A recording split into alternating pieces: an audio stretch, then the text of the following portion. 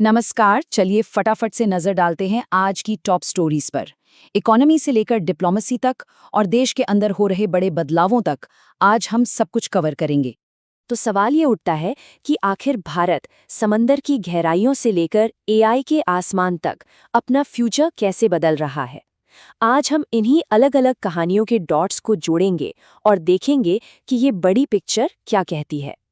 तो आज की चर्चा को हमने 4 हिस्सों में बांटा है।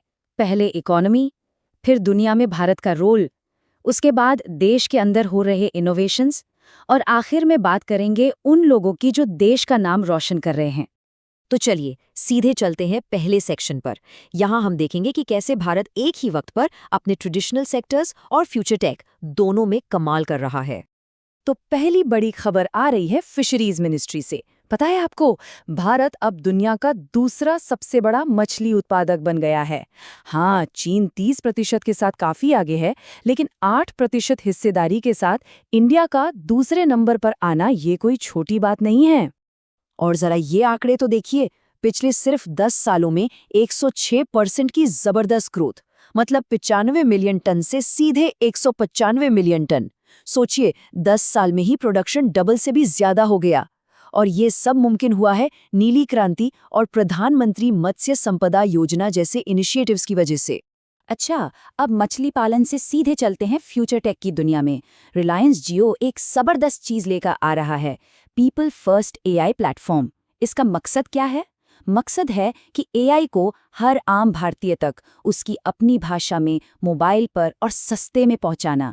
सोचिए जरा, ये भारत में एआई को कितना बदल सकता है। चलिए अब देखते हैं कि भारत ग्लोबल स्टेज पर क्या कर रहा है, कैसे दुनिया में भारत का दबदबा बढ़ रहा है। तो भारत 2026 में 18वें ब्रिक्स समिट को होस्ट करने वाला है। और ये ब्रिक्स अब पहले जैसा नहीं रहा। ये 4 देशों के एक छोटे से ग्रुप से शुरू होकर आज 11 सदस्यों का एक पावरफुल संगठन बन चुका है। हाल ही में हमारे विदेश मंत्री एस जयशंकर ने इसका एक नया लोगो भी लॉन्च किया है, जो कमल के फूल से इंस्पायर्ड है। और इस बार की समिट का थीम भी काफी इंटरेस्टिंग है, रेजिलियंस, इनोवेशन, कोऑपरेशन और सस्टेनेबिलिटी। आसान भाषा में कहें तो मुश्किलों से लड़ने की ताकत, नए आइडियाज, आपसी सहयोग और ऐसा विकास जो लंबे समय तक चले। और जो नया लोगो है ना, उसके रंग भी सभी मेंबर देशों के झंडों से लिए गए हैं। ये दिखाता है बराबरी और आपसी सम्मान का भाव। और ग्लोबल स्टेज पर भारत के लिए एक और बहुत बड़ी खबर, डीबी वेंकटेश वर्मा। ये नाम याद रखिए, इन्हें यूएन के एक बहुत ही जरूरी board, advisory board on डिसआर्मामेंट matters का अध्यक्ष बनाया गया है।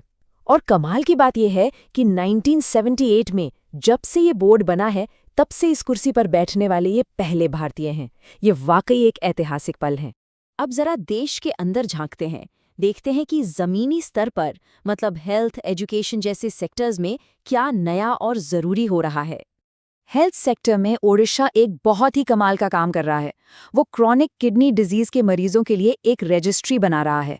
ये भारत में अपनी तरह का पहला स्टेट लेवल डेटाबेस होगा।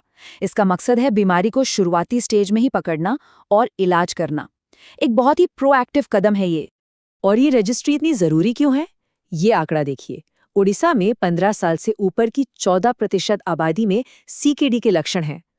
14%, मतलब हर 7 में से लगभग एक इंसान। ये नंबर सच में चौंकाने वाला है और बताता है कि इस पहल की कितनी ज्यादा जरूरत है। अब बात करते हैं एजुकेशन की। आपने एपीआई आईडी के बारे में सुना है?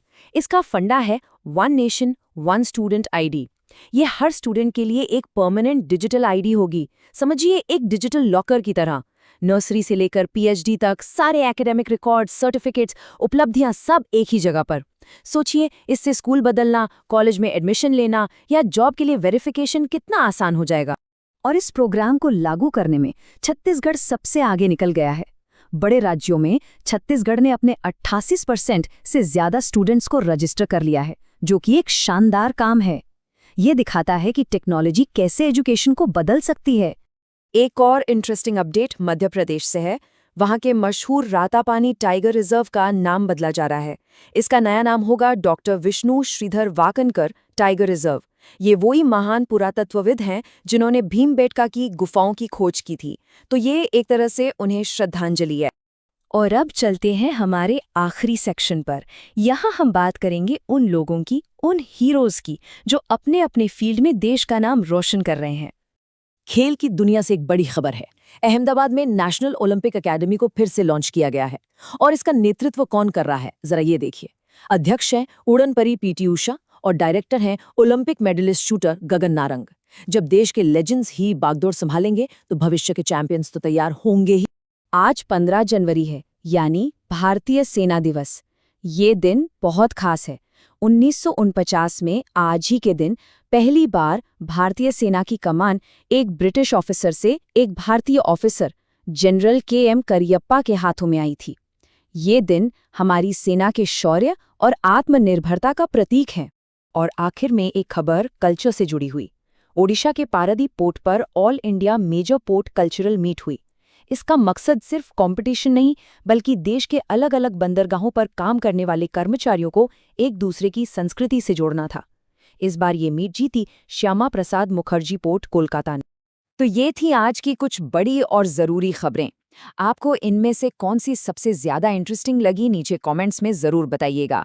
और हाँ, अगर आपको इस पूरे विश्लेषण की पीडीएफ चाहिए और ऐसे ही और भी गहरे एनालिसिस देखने हैं तो चैनल को सब्सक्राइब करना मत भूलिएगा। टेलीग्राम चैनल का लिंक आपको कमेंट्स में मिल जाएगा। मिलते हैं